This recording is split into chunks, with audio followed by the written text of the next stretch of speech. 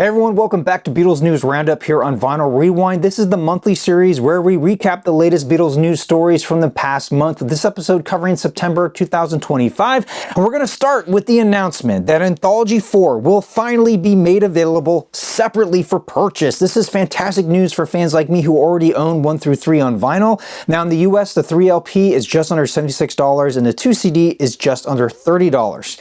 And while the vinyl price might seem kind of high, it's actually a better deal than the box set. So the basic set without the numbered photo cards retails for $375, which is around $94 per 3 LP collection. And since the box set doesn't come with a book, you're paying nearly $70 extra just for that box.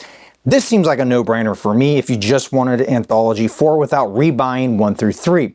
You can pre-order it now on the official Beatles web store as well as other online retail shops. In Beatles movie news, there is a new expose on Paul Mescal in Rolling Stone. The article covers a lot of ground and paints a decent picture of who he is as an actor. In it, he mentions that he's met with Paul McCartney. He also shared some details about the rehearsal schedule. He said, average day is we get up, we go out to Bobington, which is about an hour and a quarter drive, listening to the Beatles in the car. Then we go in and we try to walk, talk, play, think like the Beatles. Then we get in the car, listen to the Beatles, and go home. He also started learning how to play left-handed, and he is reading the new book, John and Paul, A Love Story and Songs. He said, the author reframes this whole relationship for me. We understand it as something that became incredibly antagonistic, which it was for a period, but also it was, to my mind, the greatest creative collaboration that we've maybe ever had as human beings, definitely in modern times. And over on Rolling Stone's YouTube channel, there is an interview up, and in it he talks about playing Blackbird with Paul. Check it out. And if you're in the greater New Jersey area, you may want to check out the first ever Everything Fab Fest this November 6th through the 8th. The event celebrates the 60th anniversary of Rubber Soul with presentations by over 70 of the world's leading authors, scholars, historians, and thinkers on the Beatles, plus some special guests including Max Weinberg. The festival was created by the same team behind the Everything Fab 4 podcast. Head over to ef4fest.com to learn more. In more Beatles celebrations, the Fab Fest in Charlotte, North Carolina is returning for its 6th year. The event runs from October 3rd through the 4th and will feature a ton of music, art, and even Beatles yoga. What's cool is that while Friday night is a ticketed event, the daytime event on Saturday is free. Special guests include Ringo Starr's drummer Greg Bissonette, and he will be hosting a free drum clinic and meet and greet. There will also be a Beatles art contest and cover song contest with over $3,000 in cash prizes. Head over to the website to learn more. And in other Beatles news, the University of Liverpool is bringing back their master's degree course on the group for next fall. The part-time online course will enable people from all over the world to study Liverpool's unique Beatles environment, history, and heritage from scholars and practitioners who are immersed in this work.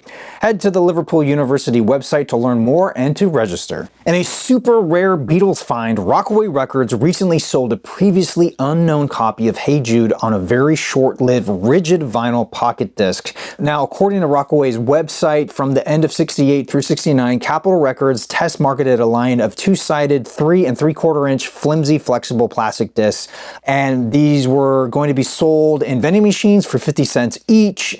And what's interesting is that a lot of collectors know about these, but this one's really interesting in that it's not flexible. It's rigid, but it's not like standard vinyl. The label on it even looks like it's been stamped into it.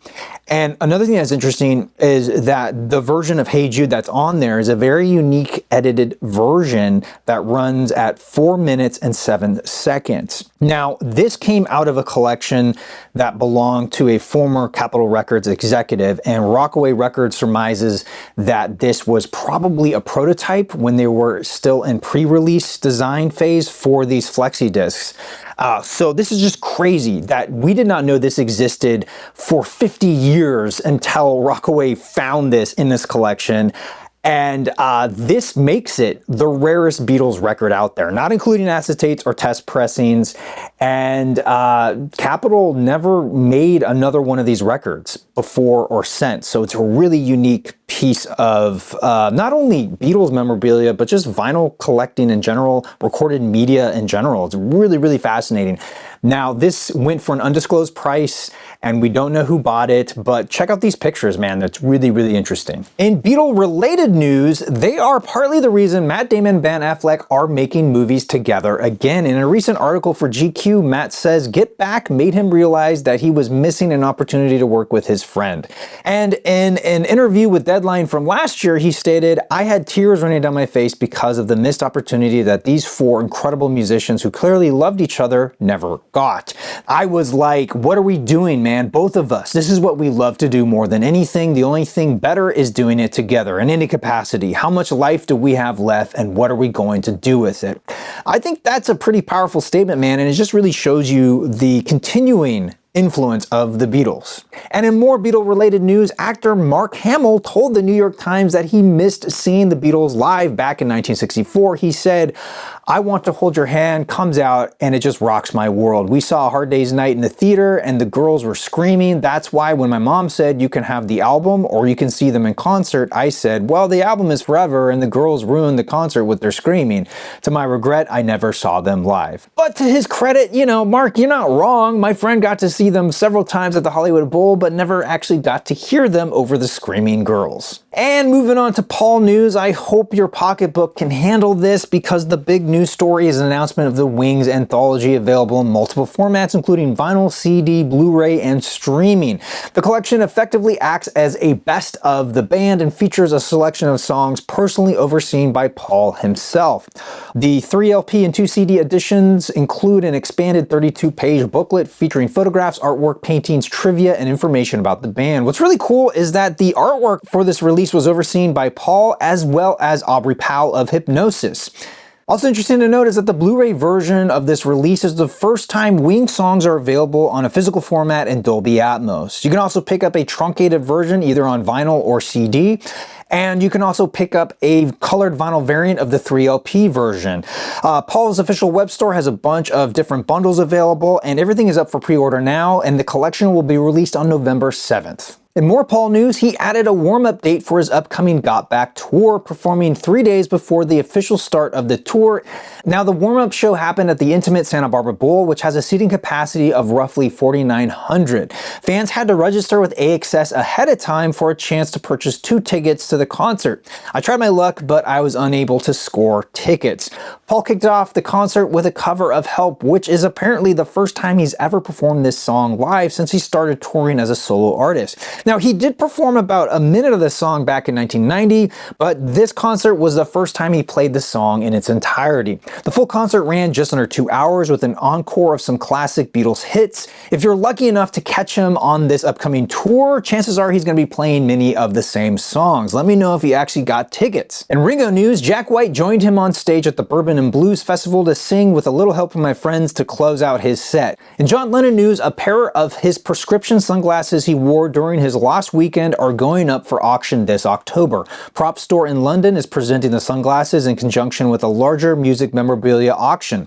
John wore these very sunglasses the night he and his friend Harry Nilsson heckled the Smothers Brothers at the Troubadour, which resulted in a fight and with both of them getting escorted out of the venue. The glasses are estimated to sell anywhere between $150,000 to £300,000. There's also a ton of other John and Beatles related items up for sale, including autographed albums, posters, photographs, and art. Head over to propstore.com to learn more. And in John-related news, his son Julien just released a new single titled Because.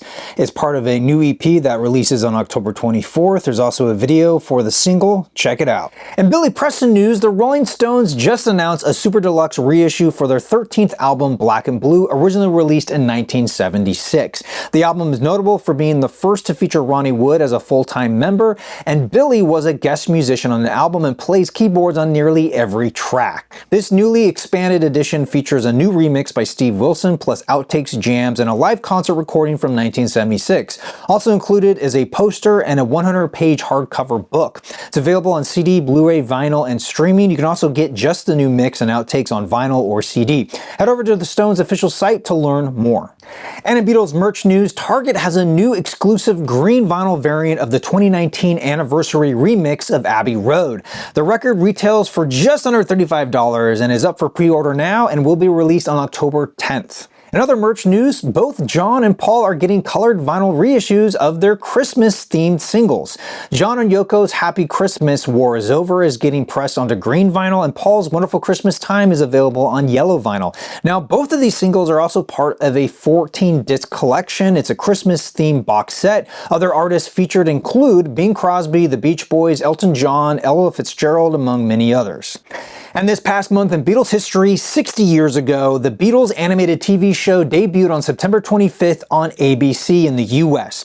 Each episode was titled after a Beatles song, and the plot was loosely based on those lyrics.